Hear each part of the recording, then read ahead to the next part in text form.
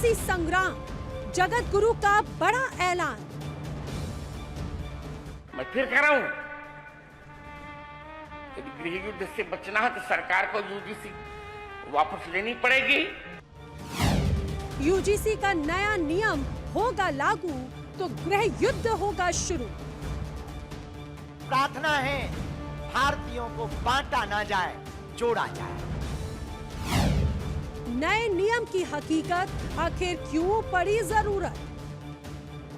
कई बार हमको लगता है कि ये नेता लोग सिर्फ वोट के लिए कानून बनाते हैं।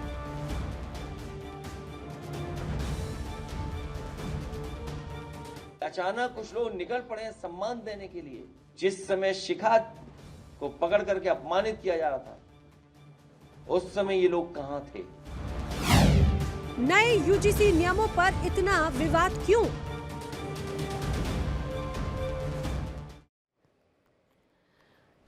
तो यूजीसी का नया नियम और सियासी संग्राम। नमस्कार, स्वागत है आप सभी का। मैं हूं आपके साथ नैना यादव, लेकर हाजिर हूं सबका हिसाब होगा। यूजीसी को लेकर लगातार संग्राम जारी है और ये सियासी संग्राम फिलहाल तो थमता हुआ नजर नहीं आता। यूजीसी विवाद पर अब जगत गुरु रामभद्राचार्य ने भी बयान दे दिया। रामभद्राचार्य ने कहा कि सरकार को इस कानून को वापस लेना ही होगा। उन्होंने चेतावनी दी कि अगर देश को गृह युद्ध से बचाना है तो इस कानून को वापस लेना ही पड़ेगा। अब रामभद्राचार्य ने कहा है कि उनके रहते इस कानून को लागू नहीं किया जा सकता। यूजीसी विवाद को लेकर जंतर मंतर पर भी आज बड़ा प्रदर्शन देखने को मिला। नए नियम की वापसी के लिए कार्यकर्ताओं ने नारेबाजी की। हालांकि 29 जनवरी को ही सुप्रीम कोर्ट ने नए नियम पर स्टे लगा दिया है पहले ही। इस पर फिर से सुप्रीम कोर्ट में 19 मार्च को सुनवाई होनी है, लेकिन देश भर में नए कानून को लेकर विरोध अभी भी जारी है। दूसरी तरफ ये कानून जातिगत रंग लेता हुआ नजर आता है। बताएंगे आपको किस तरह के हालात हैं, किस तरह से ये पूरे विरोध प्रदर्शन की तस्वीरें नजर आती हैं और किस तरह से इस पर सियासत तो है, लेकिन सियासत से इतर अब ये कानून कैसे जाति के रंग में रंगता हुआ नजर आता है और इसने समाज में एक अलग बड़ी तस्वीर यहाँ पर पेश कर दी है। आज करेंगे इस पर चर्चा, लेकिन बड़ा सवाल यह है कि यूजीसी के नए नियम पर आखिर बवाल मचा क्यों है, जब पहले ही कोर्ट की तरफ से स्टे है। अगली सुनवाई 19 मार्च को है, लेकिन उसके पहले ये माहौल आखिर क्या है? यूजीसी के नए नियम पर बवाल क्यों है, जानने की कोशिश करेंगे। खास मेहमानों का पैनल जो मेरे साथ कनेक्ट हो रहा है उनसे चर्चा करते हुए। मेरे साथ में बीजेपी की तरफ से आलोक वत्स कनेक्टेड है और तमाम साथी भी मेरे साथ कनेक्ट होंगे, उनसे भी आपको मिलवाऊंगी। आलोक वत्स, सबसे पहले स्वागत है आपका इंडिया डेली में। आपसे जानना चाह रही हूँ, ये जरा बताइए कि जो पूरा विरोध प्रदर्शन, ये जो तस्वीर है विवाद की, आखिर ये विवाद क्यों है? फिलहाल प्रदर्शन क्यों है?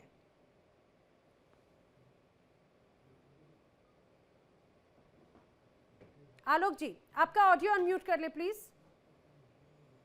देखिए नैना जी, जब तक ये कानून पूरी तरीके से वापस नहीं लिया जाता है तब तक हम जैसे लोगों का विरोध, चाहे पार्टी के अंदर हो या पार्टी के बाहर हो, ये जारी रहेगा।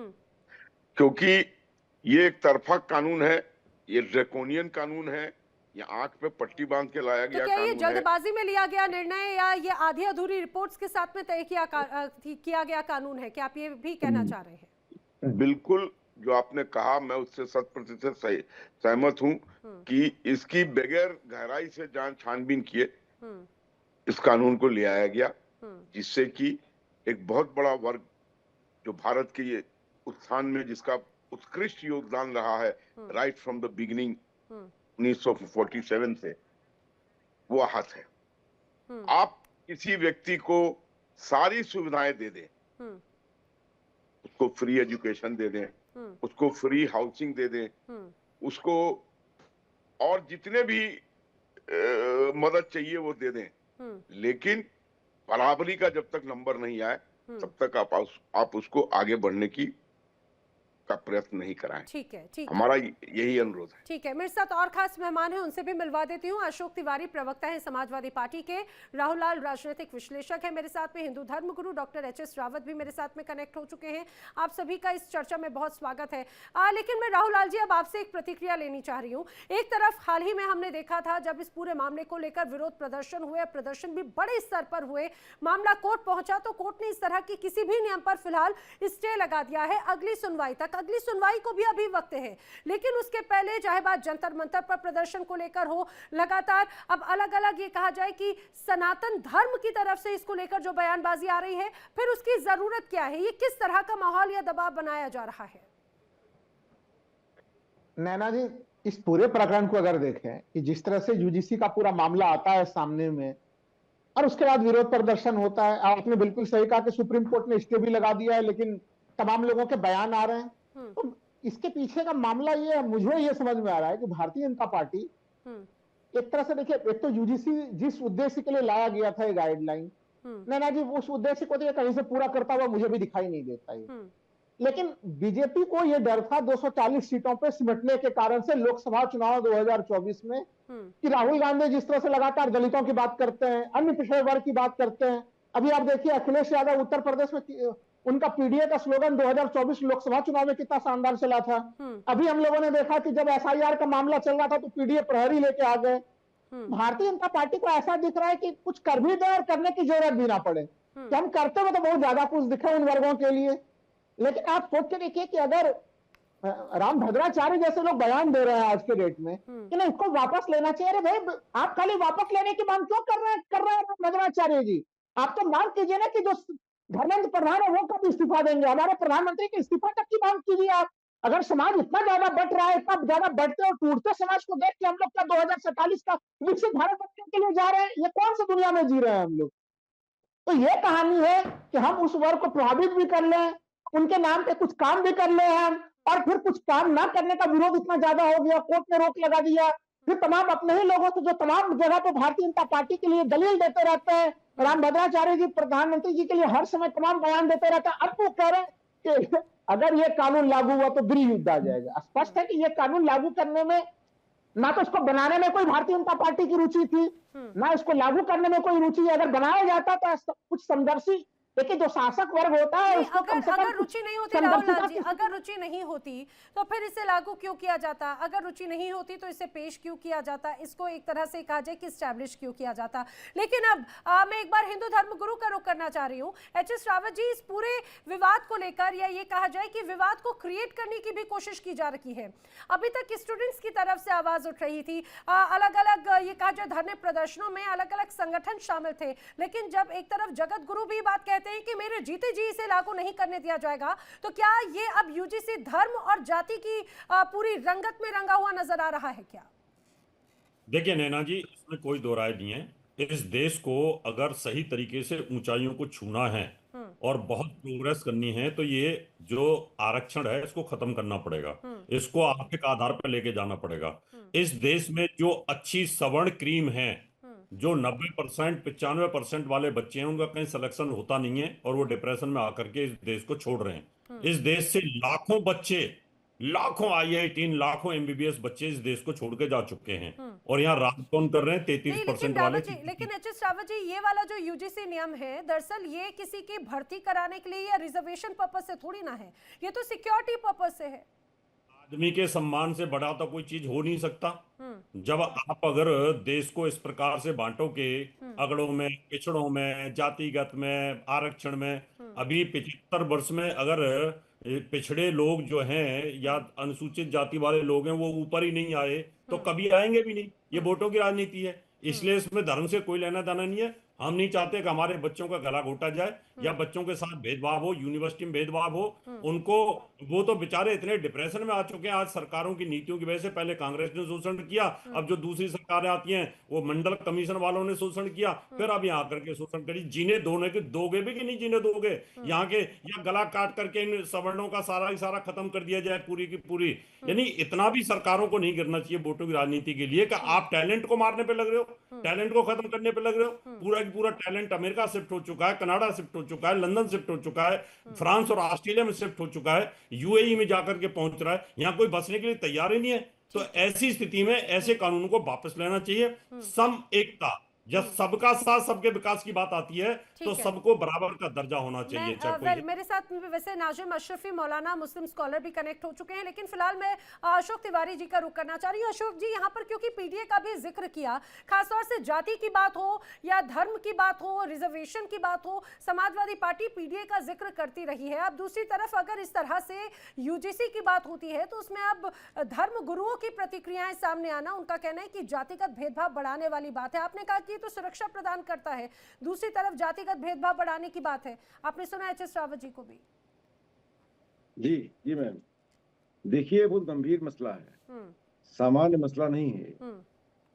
और स्थिति ऐसी है कि हमारे राष्ट्रीय अध्यक्ष जी ने इस पर स्पष्ट रूप से कहा है, उन्होंने, जो कि बहुत अच्छी बात कही, उन्होंने पूरे देश को अच्छी लगी बात। उन्होंने स्पष्ट रूप से कहा है कि जो है दोषी बचे नहीं, दोषी बचे नहीं और निर्दोष फंसे नहीं। मतलब किसी, सबके साथ न्याय हो, अन्याय किसी के साथ ना हो, और जो दोषी हो वो उसको जो है पूरा दंड मिले, बचना नहीं चाहिए उसको, स्पष्ट रूप से कहा है। लेकिन भारतीय जनता पार्टी की आदत है हर चीज में जो है अपना उल्लू सीधा करने की। भारतीय जनता पार्टी की मंशा जो है दलित, कमजोर, पीड़ित वर्ग के पक्ष में कभी रहती नहीं है।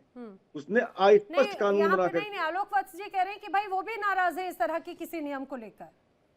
मैं स्पष्ट कहना चाहता हूँ, मैं मेरी बात अगर बोलूंगा तभी आएगी, बोलने दीजिए ना। बोलिए। मैं स्पष्ट रूप से कह रहा हूँ, भारतीय जनता पार्टी ने गलत मंशा से कानून प्रस्तुत किया, अस्पष्ट कानून प्रस्तुत किया जिससे लागू न हो पाए। अस्पष्टता इसकी जो है लागू होने में परेशानी बन रही है। अगर यही कानून स्पष्ट रूप से बनाया गया होता तो न्याय मिलता, जो पीड़ित है उसको भी न्याय मिलता और कोई शिकायत भी न करता। आज ऐसा कानून बना दिया है, अस्पष्ट कानून बना दिया है, एक तरफ कानून बनाया है, एक तरफ चाहते हैं लागू भी ना हो, फिर अपना ही न्यायालय में जाकर के उसको करवा दिया है, स्टे करा दिया है कानून को। सवाल इस बात का है, ये चाहते हैं झगड़ा कराना समाज के बीच में, समाज के बीच में खाई खोदना चाहते हैं, और यही बात हमारे सभी पैनलिस्ट कह रहे हैं। लगभग कोई इसका सम्मान तो कर नहीं रहा इस कानून का। हर कोई कह रहा है कि ये कानून में कुछ कमी है, कानून में अस्पष्टता है। यही बात तो हमारे राष्ट्रीय अध्यक्ष जी ने कही है। उन्होंने स्पष्ट रूप से कहा है कि कोई भी दोषी बचना नहीं चाहिए और कोई निर्दोष बचना नहीं चाहिए। सच्चाई ये है, और भाजपा चाहती नहीं, भाजपा चाहती है कानून भी बना दें, अस्पष्ट बना दें, लागू भी ना हो, किसी को लाभ भी ना मिले, किसी का कुछ काम ही ना सामाजिक रूप से कानून के पक्ष में है, इसके विरोध में है। ये क्या कह रहे हैं कि इनके राष्ट्रीय अध्यक्ष ने क्या कहा, उससे कोई मसला नहीं निकल रहा है। मैं इनसे स्पष्ट रूप से पूछना चाहता हूँ, क्या इस कानून के फेवर में है या उसके खिलाफ है? अशोक तिवारी जी जवाब दे दीजिए। सच्चाई है। अपना राष्ट्रीय अध्यक्ष की बात छोड़े, अपना बात बताएं, क्या इस कानून के फेवर में है या इसके खिलाफ है? मैं स्पष्ट रूप से कह रहा हूँ, कानून अस्पष्ट बना करके भाजपा ने फंसा दिया है सारा पेश। आप बोलिए ना, आप व्यक्तिगत बोलिए, आप इसके खिलाफ हैं, इसके साथ हैं।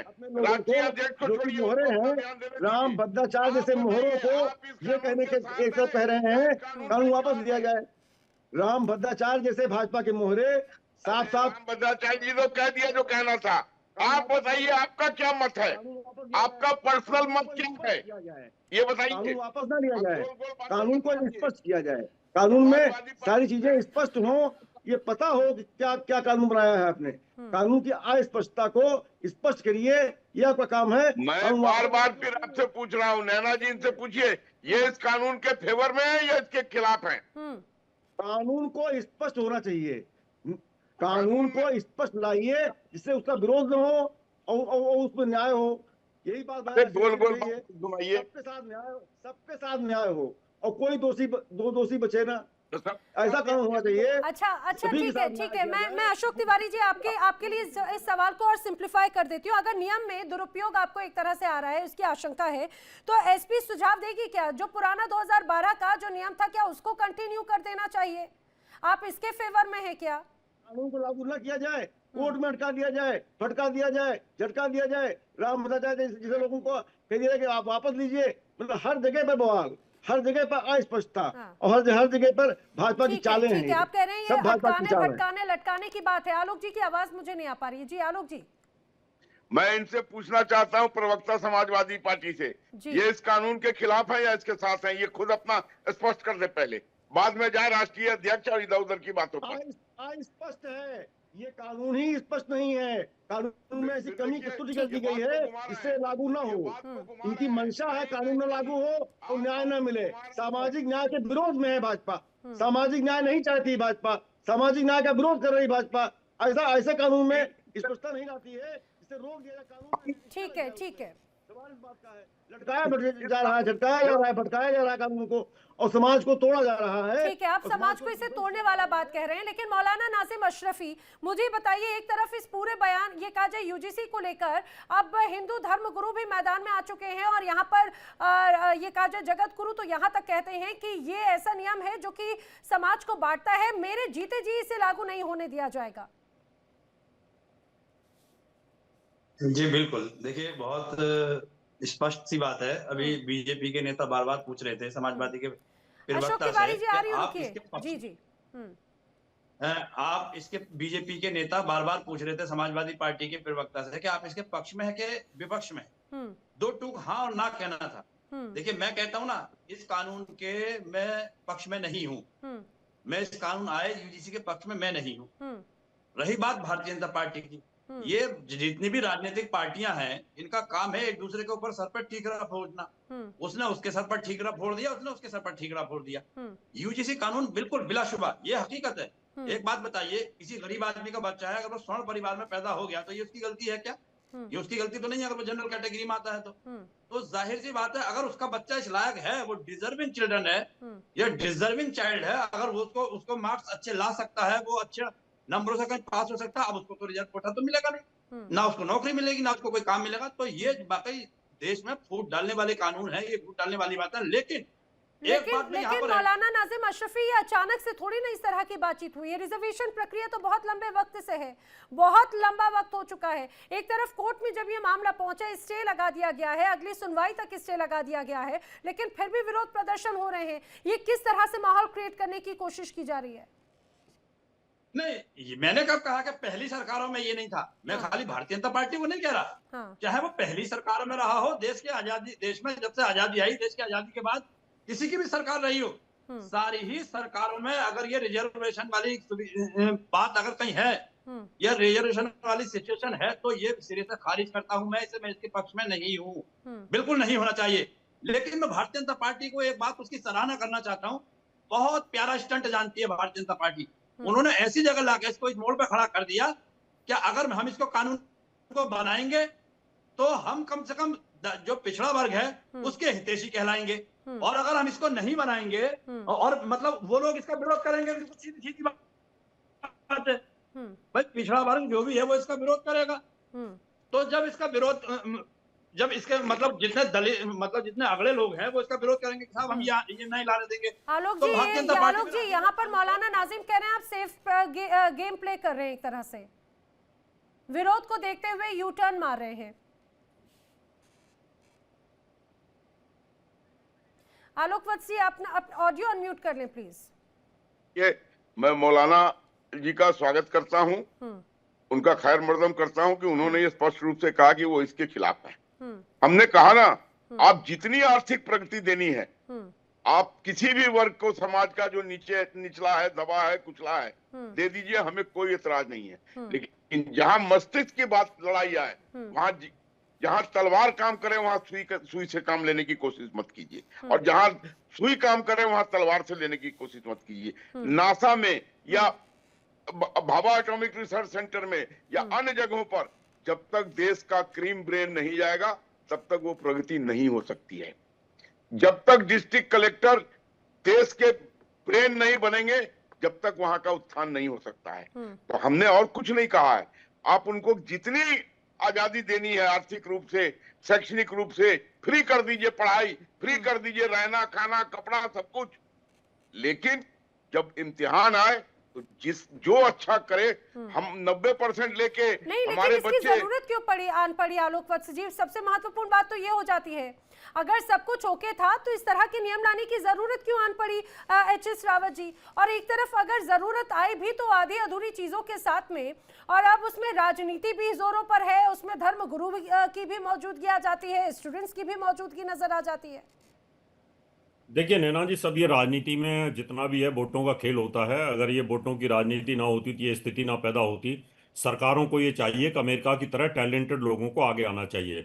हम चाहते हैं कि जैसे अभी बज्जी ने कहा कि पढ़ाई आप फ्री करिए, कोई दिक्कत नहीं, आप उनको आर्थिक मदद भी करिए, वजीफा भी दीजिए, कोई दिक्कत नहीं है। लेकिन जहां टेस्ट की बात आती है, जहां जॉब की बात आती है, जहां इस प्रकार की बात आती है कि देश की प्रोग्रेस की बात आती है, वहां पर कोई रिजर्वेशन नहीं होना चाहिए। नौकरियों में कोई रिजर्वेशन नहीं होना चाहिए। अगर अच्छा टैलेंटेड बच्चा अगर SC ST का भी है, उसको आना चाहिए ऊपर, वो आर्मी का जनरल बने, कर्नल बने, एटॉमिक एनर्जी में काम करे, परमाणु बम मिसाइलों में काम करे, क्या दिक्कत है? हमें तो और खुशी होगी। लेकिन जब आप सवर्णों के बच्चों का गला काट रहे हो, उनका खून चूस रहे हो, सबसे ज्यादा उनसे टैक्स ले रहे हो, तो सबसे ज्यादा पैसा सवर्णों के खिलाफ है क्या एच.एस. रावत जी? ये गलत है। ये सवर्णों के खिलाफ है क्या? यूजीसी आया सवर्णों के खिलाफ आया है क्या? देखिए आज की डेट में नैना जी ये बता दीजिए कि सबसे ज्यादा टैक्स पेयर कौन है, और सबसे ज्यादा इस प्रकार के UGC जैसे कानून लाए जाएंगे तो जिन बच्चों पे केस लग जाएगा उनका तो कैरियर समाप्त हो जाएगा। मौलाना नाजिम कुछ कहना चाह रहे हैं, लेकिन आलोक वत्स आप जरा बताइए, क्या यूजीसी सवर्णों के खिलाफ है क्या? बिल्कुल सवर्णों के खिलाफ है। ये हमारे ऊपर गला रेतने वाली बात है।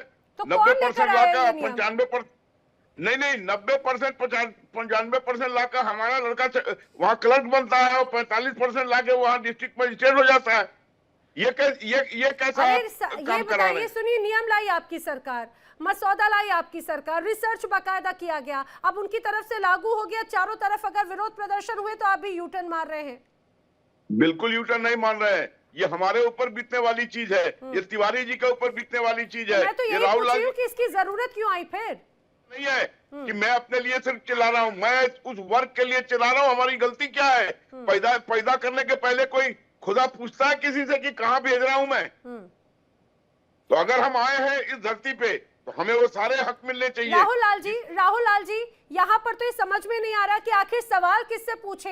अब अगर पार्टी के नेता ही अगर इस रूप में हताश निराश नजर आएंगे तो आम जनता सवाल तो ये पूछेगी कि हम जाएं किसके पास में? नैना जी देखिए, मैं तो एक ही चीज कहूंगा, अभी रावत जी का मैंने 2-2 टाइम बड़े ध्यान से सुना उनको।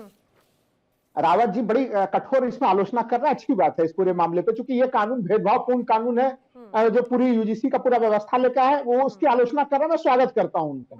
लेकिन उन्होंने कांग्रेस की तो आलोचना कर दी नैना जी, लेकिन अभी तक नाम लेके एक बार भी प्रधानमंत्री जी का नाम नहीं आ रहा मुंह पे, धर्मेंद्र प्रधान जी का नाम नहीं आ रहा मुंह पे। मतलब भारतीय जनता पार्टी के नेताओं का नाम लेने में किस चीज का जो है डर लग रहा है? मैं वही राम भद्राचार्य जी को भी सुन रहा हूँ, वो कह रहे हैं कि भाई गृह युद्ध हो जाएगा, सब कुछ हो जाएगा। लेकिन खुद अरे आप कहते हैं कि प्रधानमंत्री जी तो आपको गुरु मानते हैं, आप खुद कहते हैं डंके के चोट पर कि मैं अपने शिष्य, तो प्रधानमंत्री के पद पर जो बैठे हैं उनको मैं कहता हूं डंके के चोट पे, तो नाम लेने से बच रहे हैं और विरोध भी कर रहे हैं। तो ये जो दो तरफा स्टैंड है, एक चीज और मैं बता दूं नैना जी, यहाँ पे हम लोग के डिबेट पे कंफ्यूजन भी फैल रहा है, जिसको आपने शुरुआत में दुरुस्त भी किया कि यूजीसी का जो पूरा प्रकरण है वो भर्ती के लिए नहीं है, वो सीधे सीधे जो है कि सुरक्षा और सेफ्टी के लिए। और जो भर्ती से संबंधित चीजें हो रही है, जो आरक्षण का पूरा प्रावधान है, वो प्रावधान हमारे संविधान में है। वो प्रावधान तो सामाजिक आर्थिक शैक्षणिक आधार पर जो है कि वो जो चाहे वो दलितों को मिले, चाहे वो आदिवासियों को मिले, ओबीसी वर्ग के लिए। तो कंफ्यूजन ये भी, आप भी साथ हैं या खिलाफ हैं? मैं यूजीसी का जो पूरा मामला आया हुआ है, जिस तरह से सरकार लेके आई है, मैं उसका पूरा विरोध करता हूं। और मैं ये भी चीज कह रहा हूं कि जिस प्रकार से डीयू में जो घटनाएं घटी, भाई क्या कर रही थी तमाम एजेंसियां, आप किस प्रकार से लोगों को लड़ने दे रहे हैं? हमें तो लग रहा है नैना जी की भारतीय जनता पार्टी को अब लग रहा है कि हिंदू मुस्लिम वाले मामले में जो ज्यादा मजा नहीं आ रहा है उन्हें, अब उनको लग रहा है कि जनता उससे ऊब चुकी है। तो थोड़ा हिंदू मुस्लिम के संघर्ष के बाद जो है ना, संघर्ष का नाम जी देखिए, ये तो एक बड़ी बात है। अभी तक हमेशा से चुनाव के नतीजे या फिर चुनावी मैदान में बात की जाए तो वहां पर जातिगत समीकरण साधे जाते थे। अब शिक्षा संस्थानों को भी जाति का ये कहा जाए अखाड़ा बना दिया गया।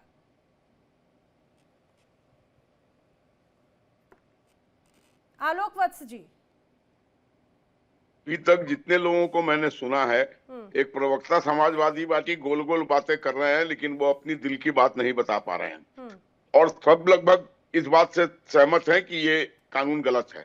हम रिजर्वेशन तो बहुत पहले से है और चल रहा था, लेकिन अब जो एकाएक ये ड्रैकोनियन रूल आया है जिसमें एक वर्ग को बिल्कुल ही आहत कर दिया, ना हम उसके खिलाफ बोल सकते हैं, ना हम उसके लिए कोई कोर्ट जा सकते हैं। मतलब किसी ने अगर हम पर उंगली उठा दी तो हम दोषी सिद्ध हो गए।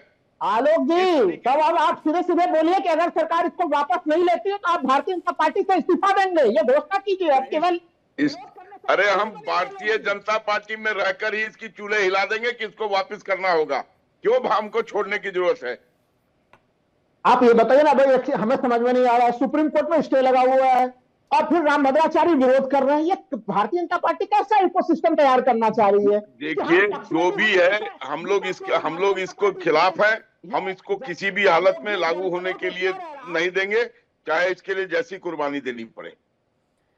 तो मैं ये मानूं कि अगर भारतीय जनता पार्टी सीधे सीधे इसको वापस लेने के लिए तैयार नहीं होगी तो आलोक वत्स भी भारतीय जनता पार्टी से इस्तीफा भी दे सकते हैं। ये निर्णय भी हम लोग सुनेंगे। वो नौबत राहुल लाल जी आएगी ही नहीं।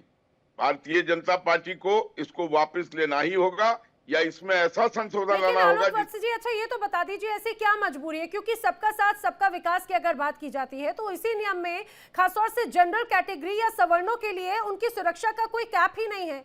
क्या ये SC ST OBC को साधने की कोशिश है?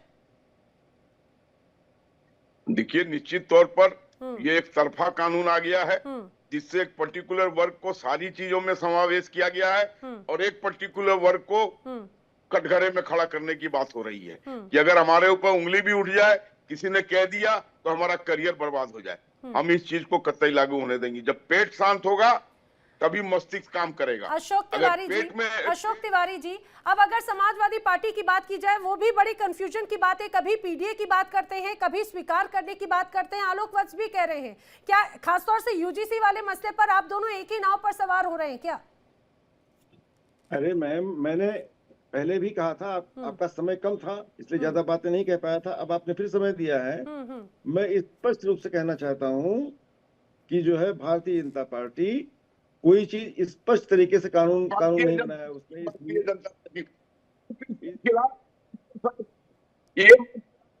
सुनना चाहता हूँ, 2 लाइन मैं भी बोल लूं सर, तब बोलिए। भारतीय जनता ना बोलूं क्या? मैं ना बोलूं क्या? बोलिए अशोक जी। था दीजिए, मुझे बोलने दीजिए। बोलिए। मैं स्पष्ट रूप से कहना चाहता हूं, भारतीय जनता पार्टी की मंशा ठीक नहीं है। PDA से डर गई है, पिछड़ा दलित से डर गई है, राष्ट्रीय अध्यक्ष जी के आह्वान से डर गई है, 24 में चुनाव हारने से डर गई है, बुरी तरह हारी 24 में उत्तर प्रदेश में। आज डर करके उसने ऐसा कानून बना दिया क्या PDA का जवाब है क्या? जो स्पष्ट नहीं था। कानून स्पष्ट नहीं है, ना इधर का है ना उधर का है। कानून बनाया, स्पष्टता कमी कर दी, उसका विरोध हो गया, वो चला गया कोर्ट में, चला गया, खुद ही कोर्ट में ले गए भाजपा वाले और खुद ही इसको लटका दिया, क्योंकि चाहते नहीं, सामाजिक न्याय इनके गले से नीचे उतरती नहीं है। ये पिछड़ों का, दलितों का अधिकार देना चाहते नहीं है, इसलिए इसमें स्पष्ट कानून नहीं बनाया, अस्पष्ट बनाया, उसको कोर्ट में लटका दिया। आज रामभद्राचार्य नहीं के अस्पष्ट क्या है इसमें अशोक तिवारी? रामभद्राचार्य इनके मोहरे हैं, आज उनसे विरोध करा रहे हैं। कानून होना चाहिए, कानून को स्पष्ट होना चाहिए, सही तरीके से लागू करना चाहिए। और ये जनता चाहती है, हम समाजवादी चाहते हैं, हम चाहते हैं कि पिछड़ों का हक मिले, दलितों को हक मिले उनका, और सही तरीके से मिले, स्पष्टता हो उसकी। और सवर्णों को, इसमें सवर्णों का जो बार बार यहाँ पर बात कह रहे हैं आलोक वत्स जी ने स्पष्ट इसके खिलाफ है। जी आलोक जी बोलिए। ये इनसे पूछिए ना कि ये इसके खिलाफ है कि इसके साथ हैं। कानून को स्पष्ट किया जाए, कानून होना चाहिए। तिवारी जी बोलिए। कानून को स्पष्टता दी जाए, कानून को सही किया जाए और सही तरीके से लागू किया जाए इसको, और कोर्ट में न फंसाया जाए, कोर्ट में लटकाया न जाए। और जो है दलितों का हक उसको मिलना चाहिए, पिछड़ों को हक मिलना चाहिए, और सवर्णों के साथ भी न्याय होना चाहिए। सवर्णों के साथ न्याय होना चाहिए, सवर्ण के साथ न्याय होना चाहिए, पिछड़ों को हक मिलना चाहिए, दलितों को हक मिलना चाहिए। कानून की स्पष्टता को स्पष्ट करना चाहिए, कानून को सही करना चाहिए, कानून को सही तरीके से अरे लागू वो करना बात तो चाहिए। कह रहे हैं ना, अरे आलोक जी आलोक जी तो बार बार इस बात को दोहरा रहे हैं ना अशोक जी, क्योंकि ठीक है उसको सुधारने की जरूरत है, वो तो अपनी सरकार को घेर ही रहे हैं यहाँ पे। के अंदर दाल काली है, मंशा काली है, ये समाज को तोड़ना चाहते हैं, लटकाना चाहते हैं, कोर्ट में ले गए हैं, राम भद्राचार्य से कहलवा रहे हैं, ये तमाम एच.एस. रावत जी, अशोक तिवारी कह रहे हैं राम भद्राचार्य या ऐसे कथावाचकों को एक तरह से मोहरा बनाया गया है, क्योंकि गलती हो गई, अब वो बखूबी जानते हैं, सिर्फ मोहरा बनाकर इस्तेमाल किया जा रहा है। देखिए ऐसा कुछ नहीं है नैना जी, तिवारी जी जो कह रहे हैं वो बिल्कुल गलत कह रहे हैं। ये जो कानून है वो कानून गलत है, और गलत इसलिए है कि राजनीति के अंदर साम दाम दंड भेद की नीति होती है। अब इन्होंने पीडीए बना दिया, जब ये पीडीए के समर्थक थोड़ी थे। इन्होंने तो दलितों के साथ जो अत्याचार किए हैं उसकी आप कल्पना भी नहीं कर सकते किस प्रकार से इन्होंने मायावती के साथ अत्याचार किया था। आज वो मायावती के वोटरों को रिझाने के लिए पीडीए बनाने के लिए बैठे हुए हैं। अशोक तिवारी जी, वो तो कह रहे हैं कि पीडीए का जवाब एक तरह से यूजीसी का नया नियम है। अरे मैडम, साफ साफ अंधा भी जान जाएगा, समझ जाएगा इसको, जो नहीं समझता है वो भी समझ जाएगा। ये लड़ाने का तरीका है, मुद्दों से ध्यान भटकाने का तरीका है। कानून को अस्पष्ट किया गया है जिससे कोर्ट में स्टे हो जाए। राम भद्राचार्य जैसे लोग इसमें तिवारी जी ये बताइए, तिवारी जी क्या स्पष्ट नहीं है इस कानून में? बार बार आप 10 बार एक ही शब्द बोल चुके हैं कि ये कानून स्पष्ट नहीं है। आप बताइए क्या स्पष्ट नहीं है इसमें? जन समर्थन खो चुकी है, किसी तरफ नहीं है। भाजपा सामाजिक न्याय की विरोधी है, नहीं चाहती दलितों को न्याय मिले। अरे तिवारी जी बात तो सुन लीजिए, एक एक बात को आप रिपीट कर रहे हैं। दूसरे गेस्ट की भी बात सुनिए जरा, वो पूछ रहे हैं कि क्या अस्पष्ट आपको इसमें नजर आ रहा है? आपको इस कानून में क्या स्पष्ट नहीं है वो बताइए। आम जनता जानती है, आवाम जानती है, युवा जानते हैं, पिछड़े जानते हैं। तो क्या स्पष्ट नहीं है? बार बार 10 बार टीवी पे बोल चुके कानून अच्छा एच.एस. रावत जी, अशोक तिवारी जी ने इसके पहले एक बात कही, उन्होंने कहा कि खास तौर से यूजीसी का नया नियम पीडीए का जवाब है। उन्होंने भी जातिगत राजनीति को साधने की कोशिश की है। स्पष्ट रूप से राष्ट्रपति जी ने कहा है, निर्दोष फंसे नहीं और दोषी बचे नहीं। किसी को ये ना लगे कि हमारे साथ न्याय हो रहा है। अगर किसी को लग रहा है कि अन्याय हो रहा है तो कानून अस्पष्ट है, उसको स्पष्ट करना चाहिए भाजपा को। और यह अस्पष्ट कानून कोर्ट में लटका दिया गया है। बता तो दो, आप बताते क्यों नहीं? कहा गया है कि आप बता, क्या स्पष्ट नहीं है इसमें क्या स्पष्ट? मोदी कहते हैं वैसा राम भद्राचार्य बोलते हैं, जैसा योगी कहते हैं। राम भद्राचार्य तो एक मोहरे हैं जो बोल रहे हैं, मतलब मोदी बोल रहे हैं। तिवारी जी इसमें क्या स्पष्ट नहीं है वो तो बता दीजिए। सवर्ण विरोध, ये जो काम कर रहे हैं, सवर्णों को, दलितों को, पिछड़ों को लाने काम कर रहे हैं, जो कि नहीं हो पाएगा। हम सब एक हैं और सर्वजन मिलकर के इस समस्या का हल निकालेंगे। जी किसे विलन और किसे हीरो बना रहे हैं? आपने कहा हीरो बनाने की कोशिश की जा रही है। जब एक तरफ बात करते हैं सब एक साथ जोड़ने की, अब पीडीए की जब बात करते हैं तब ठीक है, अगर यूजीसी के नियम की बात हुई तब वहां पर गलत है। कोई एक तो क्लियर स्टैंड यहाँ पर रखना पड़ेगा ना। वही बात तो पूछ रही रावत जी।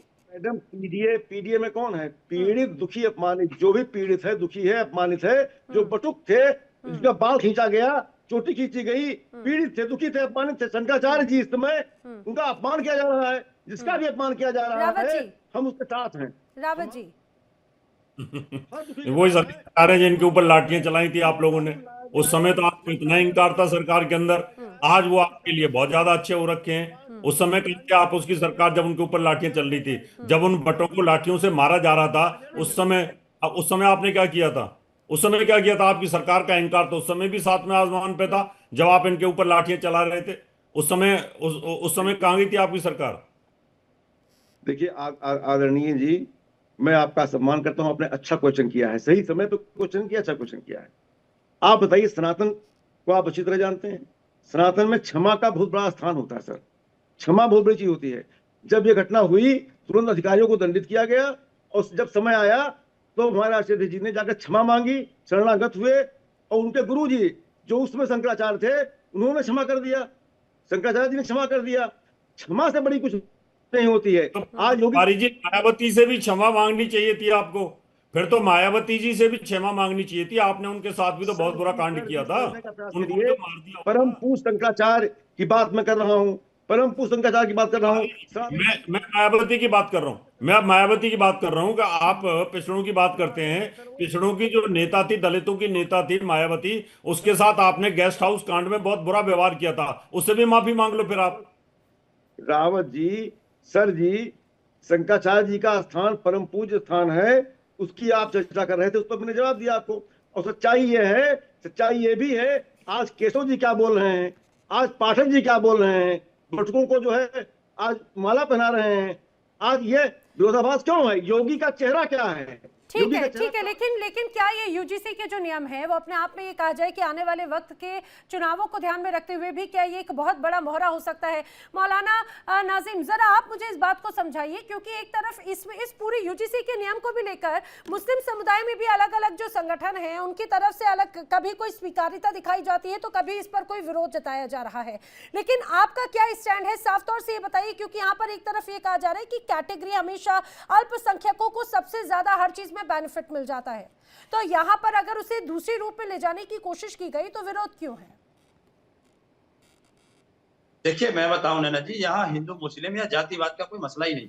मसला जो मैं ना किसी सरकार को कह रहा हूँ, जिन सरकारों ने पीछे या अब या आगे, इसमें रिजर्वेशन की बात ही क्या है? ये कौन सी बात हो गई? जो बच्चा जिस लायक है उसको वो हक मिलेगा नहीं, और जो जिस लायक नहीं है उसको छूट दी जाएगी। ये तो हो गई आपकी बात स्पष्ट। दूसरी बात मैं कहना चाह रहा हूँ, ये जो हमारी मौजूदा सरकार है वो इतनी होशियार है, उसने ऐसा स्टंट मारा है पॉलिटिक्स का, वो चाहती है कि अगर हम इस कानून को बनाएंगे, उन्हें पता है ये लागू नहीं होने देंगे। वो जानते हैं, अभी कह रहे हैं बख्श जी, आलोक बख्श जी ने ये कहा, कह रहे हैं हम पार्टी के अंदर रह के ही बहुत बड़ा काम कर देंगे। वो जानते हैं इसको लागू नहीं होने देंगे। उन्होंने कहा जब हम ये चीज लाएंगे कानून, तो जो पिछड़ा वर्ग है उनको हमारी सिंपैथी, मतलब हमसे सिंपैथी होगी कि भाई भारतीय जनता पार्टी तो कानून लाई थी, लेकिन भाई लोगों ने जो अगड़े हैं उन्होंने इसको लागू नहीं होने दिया, और अगड़ों की सिंपैथी ऐसे मिलेगी कि देखो हमने बनाया तो था लेकिन लागू नहीं किया हमने। सच्चाई तो ये तो उनके एक तीर के दो निशाने। नैना जी, देखिए, पिछड़ा वर्ग को, दलितों को भारतीय जनता पार्टी जितना बेवकूफ समझती है वो इतने बेवकूफ नहीं है। वो क्या आप उनके नाम पे कुछ करें और कुछ करने की चीजें दिखे भी और हो भी नहीं, और इसको वो मान ले कि बीजेपी उनके लिए हितैषी हो गई। अभी इस डिबेट में हम लोग देख रहे हैं नैना जी कि यहाँ पे आलोक बख्श जी पूछने में लगे हुए हैं, रावत जी पूछने में लगे हुए हैं, इनसे तिवारी जी से पूछ रहे हैं, भाई उनसे ये पूछ रहे हैं, समाजवादी पार्टी के प्रवक्ता से आप इसमें कहा है? अरे भाई, समाजवादी पार्टी लेके आई है क्या इस पूरे यूजीसी रेगुलेशन को? लेके क्या उसकी सरकार आई है? सवाल केंद्र की सरकार से पूछा जाना चाहिए। और साबित ये करने में लगे हुए इस पूरे प्रकरण में कि भाई मायावती जी का अपमान कर दिया था गेस्ट हाउस कांड में, दलित विरोधी थी समाजवादी पार्टी। नैना जी, मैं तो जवाब देना चाहूंगा। जी भाई 1997 में गेस्ट हाउस कांड हुआ था, 1997 में। 2019 में जब उस समय समाजवादी पार्टी और बहुजन समाज पार्टी गठबंधन में हुई, तो मायावती जी ने मार्क किया होगा उस घटनाक्रम को लेकर, समाजवादी पार्टी को मार्क कर दिया होगा, तभी तो फिर जो एक समझौता हुआ होगा 2019 लोकसभा चुनाव में, जो हम लोगों ने देखा था। अरे भैया, फायदा तो उठाया है ना, देखिए फायदा तो उठाया है ना हर पार्टी ने। आज वो तो ये समझते हैं कि हम इसका फायदा उठा लेंगे, अब नहीं आप उठाने देंगे तो बहुत अच्छी बात है। इस मामले में फायदा नहीं मिलने वाला है। जनता जागरूक है, जो पिछड़ा वर्ग है वो भी जागरूक है, जो दलित समाज है वो भी जागरूक है, आदिवासी 10 सालों से तो जागरूक नहीं है जनाब राहुल लाल जी। आप मेरी बात समझिए, जनता भी पीछे जागरूक क्यों नहीं थी? ये तो सभी जानते हैं। मैं बार बार कहता हूँ, किसी भी पार्टी ने हमारे भारतवर्ष का, हमारे मुल्क का, हमारे वतन का भला नहीं किया। जो भला होना चाहिए था, शिक्षा स्वास्थ्य में काम होना चाहिए था, वो नहीं हुआ। मैं तो आपके इस बात से बिल्कुल सहमत नहीं हूँ। भाई देश में हर पार्टियां कुछ ना कुछ करती हैं, कुछ ना कुछ होता है। देश में इतनी बड़ी यात्रा जो है कि वहां से 200 वर्षों के अंग्रेजों के गुलामी से हम लोग यहाँ तक पहुंचे, तो हर पार्टी। अजय राहुल जी, मेरी बात आप समझ क्यों नहीं? ये कह रहा हूँ, जो जनता आज जागरूक हो गई, पहले भी तो जागरूक होनी थी ना, पहले से क्यों जागरूक हुई? आप मुझे ये बताइए। जनता कोई जागरूक नहीं है, कहीं कोई जागरूक। आज भी लोगों को ठगा जा रहा है, चाहे वो मैं हूँ या आप हो, हम ठगी हो रही है सरकार पे। मौलाना साहब, मैं आपको डंके के चोट पे कह रहा हूँ, इस प्रकरण पे जनता बेहद जागरूक है। जो लोग समानता का नारा पीट रहे हैं ना, कि जो इक्वलिटी की बात कर रहे हैं, जनता उनसे यह भी सवाल पूछ रही है कि जब मुस्लिमों को दाढ़ी देखकर पीटा जा रहा है और खुलेआम गुंडागर्दी की कहानियां चल रही है डबल इंजन के सरकारों में, तो जनता वो भी सवाल पूछ रही है। तो ऐसा नहीं कि जनता अपनी आंखें खोल के नहीं देख रही, वो देख रही है, जनता को समझ में आ रहा है।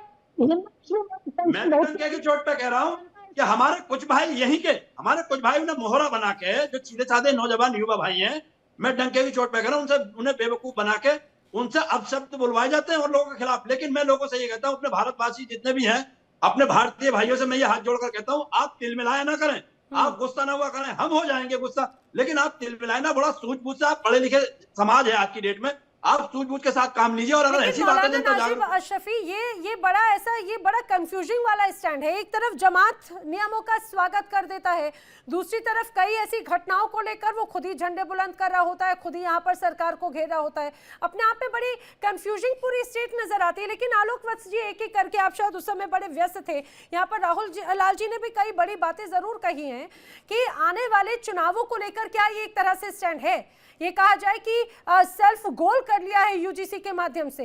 पीडीए का जवाब देने की कोशिश की जा रही थी, एससी ओबीसी को और मजबूत करने की बात थी, लेकिन क्या वो सेल्फ गोल हो गया है? देखिए नैना जी, मैं कहीं व्यस्त नहीं था, मैं सुन रहा था, एक इम्पोर्टेंट फोन आया था। कोई नहीं सर, और मैं सुन रहा था राहुल भाई के और अशरफ साहब के बातों को। देखिए, राजनीति में सब कुछ हर बार गेंद में ही नहीं जाता है। आज ये कह रहे थे कि डबल इंजन की सरकार में ये हो रहा, वो देश डबल इंजन की सरकार से देश संतुष्ट है, हमारी जन कल्याणकारी कार्यों से जनता संतुष्ट है, तभी हम दोबारा तिबारा चौबारा 5वीं बार रिपीट हो जाते हैं। आप सोचिए, बिहार में 5वीं बार रिपीट हुए और 5वीं बार सबसे ज्यादा वोट से रिपीट हुए। और इस बार अशरफ साहब के भी लोगों ने हमको दबा के वोट किया, और उन्होंने जो वोट किया हमें, वोट किया। आलोक जी, लग रहा है लोकसभा चुनाव के परिणाम भूलकर ज्यादा समय नहीं बीता है। 2024 में 2026 की शुरुआत। सिर्फ उत्तर प्रदेश की बात कर रहे हैं, मैं पूरे देश की बात कर रहा हूँ। मेजोरिटी में तो हम ही थे। मैं भी लोकसभा चुनाव की बात कर रहा हूँ, जो नेशनल इलेक्शन हुआ है देश के लास्ट, उसी की बात कर रहा हूँ आलोक जी। इसलिए संवित सरकारें इस देश की नियति बन चुकी है, चाहे राष्ट्र में हो या राज्यों में हो, तो वो कोई ऐसी बात नहीं है। आप फिर कहेंगे कि हम बैसाखी पे हैं, अब टीडीपी के साथ हैं, जेडीयू के साथ हैं, तो ये सब चीजें। आप ये बताइए ना, मुस्लिमों को दाढ़ी देखकर जो कि मारा जा रहा है, उनके साथ हिंसा की जा रही है डबल इंजन सरकार में, ये आपके सरकार की विफलता है या नहीं है? ये एक पर्टिकुलर वर्ग को दबाने की कोशिश की गई है। हम इससे बहुत आहत हैं, और हम किसी भी कीमत पर जब तक ये कानून, काला कानून वापस नहीं होगा या इसमें चेंजेस नहीं लाएंगे, हम चैन से नहीं बैठने वाले। पार्टी वार्टी छोड़ने की बात तो छोड़िए, हम पार्टी में ही रहकर इसका विरोध करेंगे और अपने अंजाम तक पहुंचेंगे। अरे लेकिन आलोक वत्स जी, एक तरफ खुद चाहे बात पार्टी के नेता हो, सबका साथ सबका विकास की बात कहते हैं, आरएसएस कहता है कि भाई जातिगत झगड़े ना हो, लेकिन आप ही की सरकार इस तरह के नियम बना देती है और ये कहा जाए कि झगड़े की फसाद बना देती है। दूसरी तरफ सवर्णों को प्रोटेक्टेड होने की भी बात नहीं करते। अभी आलोक वत्स जी शायद चले गए, लेकिन मैं इसका जवाब यहाँ एच.एस. रावत जी से जरूर लेना चाह रही हूँ। एच.एस. रावत जी, आखिर ये क्या है? एक तरफ सरकार खुद ही नियम बनाती है और पार्टी के अंदर खाने ही अलग अलग बातें कही जाती हैं। देखिए, कई बार स्थितियां ऐसी पैदा हो जाती हैं कि जब कोई भी मिनिस्टर संबंधित डिपार्टमेंट का होता है और वो अपनी मर्जी से कोई कानून बना देता है, या कहीं ज्यादा उस पर डिस्कस नहीं होता, पार्टी के साथ डिस्कस नहीं होता है, और अपनी कैबिनेट में भी ढंग से डिस्कस नहीं होता है, और उसको किसी उद्देश्य की वजह से बना दिया जाता है, तो उसका विरोध स्वाभाविक है। पार्टी में लोकतांत्रिक तरीका होता है। रावत जी, ये कहा जाए कि जहां पर हर चीज बहुत परफेक्ट वे में करने की बात हो, जनता की सुरक्षा की करने की बात हो, कि आपको ऐसा लगता है कि इतना बड़ा नेग्लिजेंस हो सकता है? क्या ये चुनाव से प्रेरित या राजनीति से प्रेरित इस तरह की तस्वीरें नजर नहीं आ रही है क्या? देखिए नैना जी, इसमें चुनाव से तो मुझे लगता है कोई प्रेरित होना नहीं चाहिए, क्योंकि कोई भी सवर्णों को क्यों वो करेगा, नाराज करेगा। इस कानून से तो सारे सवर्ण नाराज हैं, वो भारतीय जनता पार्टी को वोट क्यों देने वाले हैं फिर? अच्छा, इसका मतलब राहुल लाल जी, देखिए नैना जी, ये जो इतना क्लीन चिट दिया जा रहा है, मासूम क्लीन चिट, हम लोगों ने देखा है ना नैना जी। इसी देश में 3 कृषि कानून, जब किसानों ने विरोध किया, 3 कृषि कानून वापस हुए। अबे इतना तगड़ा विरोध प्रदर्शन हुआ, सरकार के पास मौका है, अभी भी करा दे सरकार के यहाँ गलती हुई। राहुल लाल जी, यहाँ पर एच.एस. रावत कह रहे हैं कि भाई जो उनका मजबूत वोट बैंक है सवर्ण, आखिर उनको नाराज करने की क्यों कोशिश होगी? नैना जी देखिए, सवर्ण वोट बैंक को Bharatiya Janata party taken for granted लेती है। उनको पता है कि कुछ भी करेंगे वो वोट हम ही को देंगे, तो उनको टेकन फॉर ग्रांटेड लेते हुए बाकी इस वोटों का विस्तार करें। भारतीय जनता पार्टी ये भी संकेत देगी कि हमने तो केवल नारा लगाया ना, हमने कोई उनके भलाई के लिए तो किया नहीं, ना हमने दलितों के भलाई के लिए कोई काम किया, ना हमने जो है आदिवासी के लिए कोई काम किया, ना पिछड़ों के लिए काम किया। हम तो आप ही के लिए काम कर रहे हैं, तो नारा हम केवल उनके लिए नारा लगाते हैं, काम आपके लिए कर रहे हैं। लेकिन ये गांव से मैं बात को डंके के चोट पे कह रहा हूं नैना जी, इस पूरे प्रकरण से वो पूरा का पूरा जो तबका है, सवर्णों का तबका, वो तो नाराज है ही, पिछड़ा दलित आदिवासी समाज भी इनसे नाराज है, और ये इनके पब्लिक स्टंटबाजी को पूरी तरह से समझ रहे हैं। अभी भी तक कह रहा हूं, यहाँ पे आलोक वत्स जी बैठे हुए, इन कृषि कानून को वापस लेने में तो उन्होंने 12 महीने लगा दिए थे, 13 महीने लगा दिए थे। कम से कम इसको तो त्वरित तौर पर वापस ले लीजिए। आलोक जी, आवाज आ रही है क्या आप तक?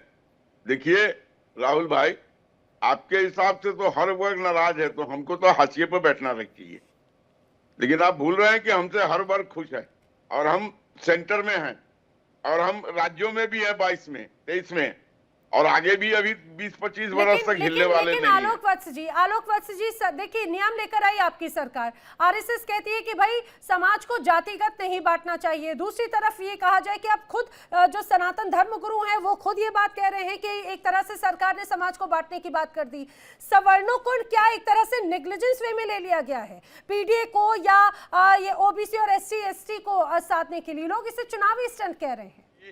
नैना यादव जी, हमारी सरकार कोई भगवान थोड़ी है, कोई अल्लाह थोड़ी है। अरे गलतियां हो जाती हैं, उसको रिकंसीडर करना पड़ेगा।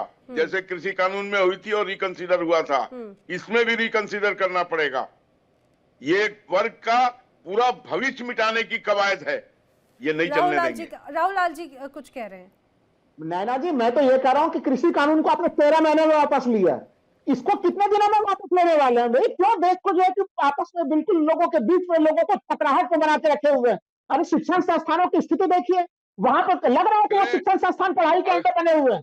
आपने दिल्ली जैसे जगह में डीयू को देख लीजिए, जेएनयू को देख लीजिए, उसको भी आपने जो है कि लग रहा है कि पूरे के पूरे जो है कि अखाड़ा बना दिया है। जहां लड़के बच्चे पढ़ने के लिए जाते थे, उच्च शिक्षा हासिल करते थे, आप एआई सबमिट कर रहे हैं और आपके शिक्षण संस्थान में देखिए क्या स्थितियां बन रही है। आप लग रहा है कि किसी ग्लोबल मापदंड को पूरा कर सकेंगे इस माहौल को लंबा खींचकर?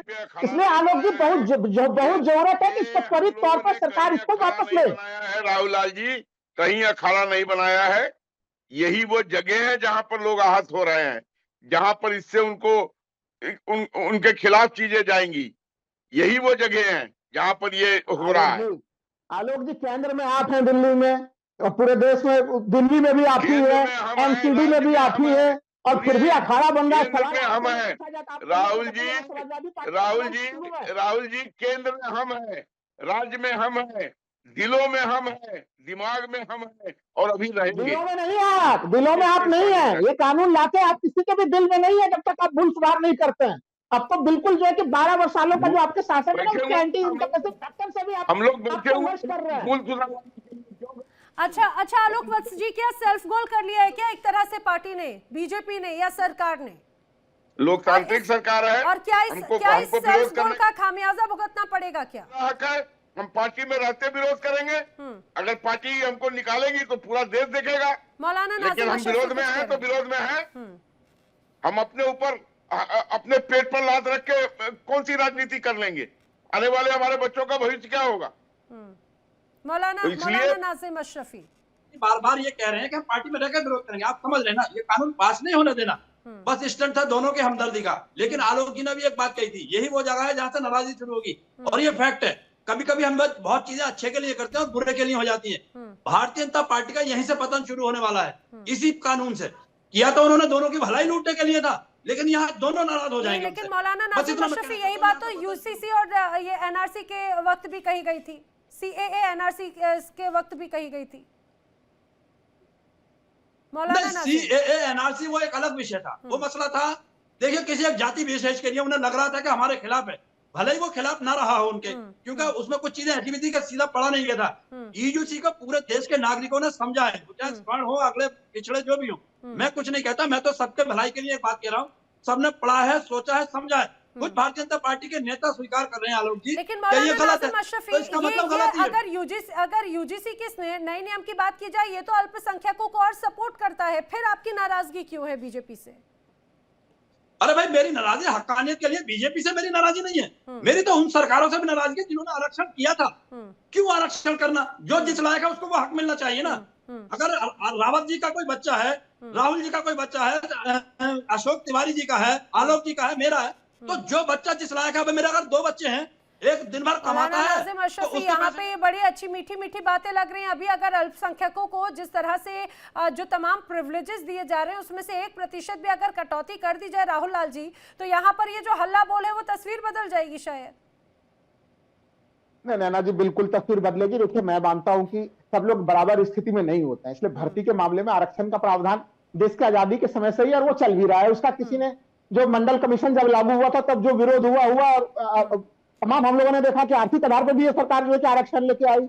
मुख्य मामला देखिए वो नहीं है, हम लोग फिर विषय से भटक जा रहे हैं। मुख्य मामला ये है कि यूजीसी के मामले को लेकर ये सरकार मुख्य मुद्दों से लोगों का ध्यान भटा रही है। अभी आप सोच के देखिए कि हम लोगों ने ट्रंप का वो बयान देखा नैना जी, जिसमें वो खुल के कह रहे हैं कि हम तो टैरिफ वसूलेंगे लेकिन हम टैरिफ देंगे नहीं हैं। ये बताइए, ऐसा ट्रेड डील हो रहा है अमेरिका के साथ। तो सोचिए कि अगर अभी ये सब चीजें ये सीन में नहीं लाते, ये बैकवर्ड फॉरवर्ड के बीच में संघर्ष नहीं हो जाएगा, क्योंकि डोनाल्ड ट्रंप तो खुद अपने ही देश में अपनी ही सरकार अपनी ही कोर्ट से फटकार पा चुके हैं। उनकी मनमर्जी, उनको आने वाले वक्त में उसका खामियाजा भुगतना पड़ेगा। लेकिन भारत का और वहां की परिस्थितियां तो पूरी तरह से अलग है। लेकिन एच.एस. रावत जी, एक बात जरा, यहाँ पर राहुल लाल जी भी जो बड़ी बात कह रहे हैं और यहाँ पर जिस तरह से ये कहा जाए खासतौर से रिजर्वेशन की बात है, अगर यहाँ से 1% भी अल्पसंख्यकों को इधर से उधर कर दिया जाए तो भारत में अल्पसंख्यक खतरे में आ जाते हैं। तो अगर ये रिजर्वेशन खत्म करने की बात करते हैं तो वो तो बहुत ही ऐसा लगता है कि दोगुली बात हो जाती है। लेकिन एच.एस. रावत जी, अब अगर हिंदू सनातन कथा धार्मिक ये कहा जाए मंचों से या कथावाचकों की तरफ से ऐसी बातें सामने आ रही हैं, तो क्या आने वाले वक्त में एक बड़े प्रदर्शन की तस्वीर भी नजर आएगी सरकार के खिलाफ भी? देखिए नैना जी, धार्मिक लोगों का कार्य होता है कि सरकार अगर कोई भी गलत स्टेप लेती है तो धार्मिक लोगों से पूछा जाता था। पहले राजाओं के यहाँ पर जो गुरु होते थे, राज ज्योतिषी भी होते थे, राजगुरु भी होते थे, वो सलाह देते थे। आज की स्थिति यही हो चुकी है। अगर आप देश में ऐसी स्थिति पैदा हो जाए जो आपसी गृह युद्ध की स्थिति पैदा हो जाए, आपस में एक दूसरे से लड़े, तो फिर हमारा फर्ज बनता है और सभी संतों का फर्ज बनता है कि हम सरकार को समझाएं और सरकार ऐसी स्थिति पैदा ना करे जिससे कानून को वापस लिया जाए। नहीं, तो लेकिन क्या ये यूजीसी को जातिगत नहीं, अब धर्म के नाम पर एक तरह से देखा जा रहा है, उसे रंगने की कोशिश है क्या? धर्म से नहीं है, हमारा कर्तव्य बनता धर्म। अब धर्म में हम भी तो आते ही है ना। अब सवर्ण हो चाहे कोई दूसरा बैकवर्ड हो, कोई भी हो, किसी न किसी धर्म से जुड़ा होता है और उसका फर्ज बनता है सरकार सही रास्ते पे जाए। और सही रास्ते पे जाने के लिए राम भद्राचार्य जी ने कहा, वो ठीक कहा है, उसमें क्या दिक्कत है? वो तो हम भी कहेंगे। अब ये थोड़ी है कि भारतीय जनता पार्टी के साथ हैं तो हम भारतीय जनता पार्टी अगर गलत कोई स्टेप लेगी तो हम उसको बोलेंगे नहीं। अगर हम जो भी देश की सरकारें हैं उनके खिलाफ हमने वोट दिया है, उनको वोट दिया हम लोगों ने, और हमारा फर्ज बनता है कि सरकार से जवाब करना। अभी भी आप थोड़े पहले भी मासूम बचाव करने में लगे हुए थे कि कैबिनेट में चर्चा नहीं होगी, मंत्री ने अपने स्तर से ले आएंगे। जब आप अभी भी ये बात मानने के लिए तैयार नहीं है, ये सीधे सीधे वोट पॉलिटिक्स के अंतर्गत हुआ है। रावत जी, ठीक है कि ये दाव उनका चल नहीं पाया। राहुल लाल जी, आप काफी इंटेलिजेंट हैं और अच्छे वक्ता हैं, लेकिन मुझे नहीं लगता कि जितना आपका राजनीतिक अनुभव है उस हिसाब से मुझे तो नहीं लगता ये वोट बैंक के लिए। आप इसमें बताइए कि यहाँ सवर्ण भी नाराज हो रहे हैं और दूसरे भी नाराज होंगे, तो ऐसा कोई स्टेप क्यों लिया जाएगा? इसका मतलब कहीं नासमझी में कोई डिसीजन लिया गया है। क्योंकि आप ये बताएं कि सवर्ण हम तो नाराज हैं ही, और साथ में जब इस कानून को वापस लेंगे तो दूसरे लोग भी नाराज होंगे, तो आप भी नाराज और मैं भी नाराज, तो सरकार ऐसा डिसीजन क्यों लेगी? आप तो राजनीतिक विश्लेषण है ना, तो मुझे तो लगता है वोटों की कहीं से पार्टी को कोई बेनिफिट हो रहा है। यहाँ तो नुकसान हो रहा है पार्टी को, उल्टा सवर्णों का भी नुकसान है। अब मान लो कानून वापस ले भी ले तो भी आधे सवर्ण तो नुकसान वोट देंगे ही नहीं भारतीय जनता पार्टी को। तो सेल्फ गोल कर रहे हैं क्या? सेल्फ गोल कर रहे हैं क्या? ये सेल्फ गोल तो 100% है। ये कहीं से भी नैना जी उसमें कोई किंतु परंतु की स्थिति नहीं है कि ये self goal Bharatiya Janata party का नहीं है। देखिए, भारतीय जनता पार्टी, मैंने जैसा पहले भी कहा, उनको पूरा भरोसा था कि जो भारत का जो फॉरवर्ड क्लास है वो उनके साथ बिल्कुल मजबूती से जुड़ा हुआ है। और उसी बीच में उनको लग रहा था कि अभी हम लोगों ने देखा लोकसभा चुनाव में कि कांग्रेस की सीटें किस तरह से बढ़ी, उत्तर प्रदेश में समाजवादी पार्टी का और इंडिया अलायंस का प्रदर्शन कितना शानदार रहा। तो पीडीए केवल जिसको स्लोगन समझ रहे थे, स्लोगन नहीं रहा, वो वोट पे तो कन्वर्ट हो गया। तो उस स्थिति में उस वर्ग समूह को भी हम बना ले और इनका वोट तो हमें मिल ही जाएगा। लेकिन मामला यह हुआ कि भारतीय जनता पार्टी ये नहीं समझ पाई कि अब वो समाज, जो तमाम जो भारतीय समाज है, अलग अलग समूह है, वो आगे जा चुके हैं और वहां पे जन जागृति, जन चेतना काफी ज्यादा बढ़ चुकी है। इसलिए फॉरवर्ड क्लास भी समझ गया कि उन्हें भी ठगा जा रहा है, बैकवर्ड दलित और जो अन्य लोग हैं, पिछड़े वर्ग हैं, वो भी समझ गए। एक बात तो पते की है, इसके पहले कई बार ऐसी तमाम घटनाएं सामने आई उस रूप में जिस तरह से यूजीसी का नियम, जो कि ऑलरेडी कोर्ट में बड़ा स्टे के तौर पर है, उसके बावजूद धर्म गुरुओं की तरफ से जो बयानबाजी आई, इसके पहले कई घटनाएं नजर आई, उसमें उस तरह की बयानबाजी या एक्टिवनेस नजर नहीं आई थी। इसीलिए बड़ा सिलेक्टिव बयानबाजी का दौर नजर आ रहा है। देखिए, होता क्या है कि जब कोई भी इस प्रकार की सरकार डिसीजन लेती है तो उनको एनालिसिस करने में समय लगता है, और उसके दुष्परिणाम और अच्छे परिणामों को देखने में भी समय लगता है। आज हमने देखा है कि इसका बहुत बड़ा दुष्परिणाम होगा और समाज में बहुत बड़ा दुष्परिणाम होगा। राहुल लाल जी का बेटा है, मान लो वो इंटेलिजेंट और इंटेलिजेंट का आईएएस बनता है तो हमें क्या दिक्कत है, वो देश का भला करेगा। उसने 80-90% 95% पे जाके आईएएस को क्रैक किया है, तो ये तो देश के लिए बहुत अच्छा है। और अगर वो 30% 40% के ऊपर जाकर के वो उस पद पे बैठता है तो उसका तो विजन ही नहीं है। जब विजन ही नहीं तो रावत जी, देश आपसे और कठोर ध्वनि सुनना चाहता है आपसे। आप कहिए कि भी सरकार तो आरक्षण को समाप्त करेगी, एक बार तो उसको कहीं हाशिए पे जाएगी, लेकिन जिम्मेदार आदमी कम से कम धर्मेंद्र प्रधान का इस्तीफा तो मांगिए एक बार। रावत जी, बिल्कुल इतनी मीठी मीठी आलोचना जब कांग्रेस का नाम होता है तब तो आप बिल्कुल आक्रामक होकर आपको। ये राहुल लाल जी सुनिए, इस्तीफा मांगने का अधिकार अपोजिशन को होता है। वो आप पार्लियामेंट में बैठे हुए जाकर के हल्ला मचाओ, इस्तीफा मांगो। हम तो यहाँ सभ्यता के दायरे में हिंदू धर्मगुरु के तौर पर अपनी बात रख सकते हैं, सरकार तक पहुंचा सकते हैं। हमारे पास माध्यम है टीवी का, टीवी के माध्यम से नैना यादव हमारी बात को पहुंचाएंगी। आपका धरना प्रदर्शन करना, जब कभी कांग्रेस और विपक्षी दलों के बारे में भी आलोचना करनी होगी तो क्या आप इसी सभ्यता के नियमों और दायरों में आप बंधे हुए रहिएगा उसमें, तब तो फिर आप बड़ी कठोर आलोचना करते हैं। आपकी आलोचना आपने बड़ी तीव्रता आ जाती है। लेकिन आप जब भारतीय जनता पार्टी की आलोचना करनी है तो आलोचना तो आप कर रहे हैं, खुशी भी हो रही है, मैं तो आपको बधाई भी देता हूँ, बड़ा अच्छा लग रहा है हमें। लेकिन सब स्वर में वही प्रखरता दिखाई नहीं दे रही है रावत जी, जो मैं आपसे हमेशा सुनता हुआ रहा हूँ विपक्ष की आलोचना के लिए। जब अगर प्यार से कोई चीज सुलझ सकती है तो आवेश की आवश्यकता नहीं होती है। रावत जी, अगर प्यार से चीज समझ रही है तो ये क्यों कथावाचकों की तरफ से कहना पड़ रहा है कि अगर ये लागू हुआ तो गृह युद्ध जैसे हालात बन जाएंगे? क्या ये आने वाले वक्त की एक तरह से बड़ी चुनौती है? क्या मैं अशोक चौधरी यहाँ पर उनसे जवाब लेना चाह रही हूँ। जी अशोक तिवारी, माफ कीजिएगा। जी देखिए मैम, मैं पहले भी स्पष्ट रूप से कह चुका हूँ, भारतीय जनता पार्टी हर तरफ से बैकफुट पर है इस समय। 2024 में जब से वो चुनाव हारी भारी भरकम तरीके से उत्तर प्रदेश में, उस समय क्या था? महंगाई का मुद्दा, बेरोजगारी का मुद्दा, आरक्षण का मुद्दा और जो है किसानों का मुद्दा। इन तमाम ऐसे मुद्दे थे, कानून व्यवस्था की का मुद्दा था। इस पर चुनाव हारी है बुरी तरह से। अंत में अब सारी स्थितियां स्पष्ट हो गई हैं, इनका कच्चा चिट्ठा खुल गया है। सनातन की बात करते थे हमेशा, सनातन का भी द्रोही निकले, शंकराचार्य जी का अपमान कर दिया। लेकिन अशोक तिवारी जी, ये तो वही बात हुई, ऐसा लगता है सब एक नाव पर सवार हो जाते हैं। और दूसरी तरफ अगर वही बात सवर्णों को लेकर कही जाती है तो आप सवर्णों को साधते हुए नजर आ रहे हैं और ये अन्य राजनीतिक दल SC ST OBC को साधते हुए नजर आ रहे हैं। 2026 में अगर इस तरह से बात होती है, 2026 से 2027 एक बड़ा लंबा वक्त है, लेकिन विरोध की तस्वीर बहुत गंभीर और गहरी होती हुई नजर आती है। आप लोग सभी चर्चा में शामिल हुए, आपका धन्यवाद। लेकिन जिस तरह से UGC के इन नए नियमों को लेकर अब ये बार बार यलगार होने की बात कही जाती है और कहा जा रहा है कि अगर ये लागू हुआ तो गृह युद्ध हो जाएगा, वो भी ऐसे वक्त में जब सुप्रीम कोर्ट ने लगाया है स्टे। अगली सुनवाई होने के पहले एक बड़े स्तर पर विरोध प्रदर्शन की आवाज नजर आती है, सड़कों से लेकर सदन तक और अब तो कथावाचकों के मंच से भी। फिलहाल वक्त एक छोटे से ब्रेक का। इंडिया डेली अब आपकी स्मार्ट टीवी पर भी मौजूद है। इंडिया डेली 24/7 अब आप लाइव देख सकते हैं इन सभी प्लेटफॉर्म्स पर। देखिए इंडिया डेली 24/7 अब आपकी स्मार्ट टीवी पर। इंडिया डेली मौजूद है सभी डिजिटल प्लेटफॉर्म पर लाइव और लगातार। इंडिया डेली 24/7 हर दिन राष्ट्र को समर्पित।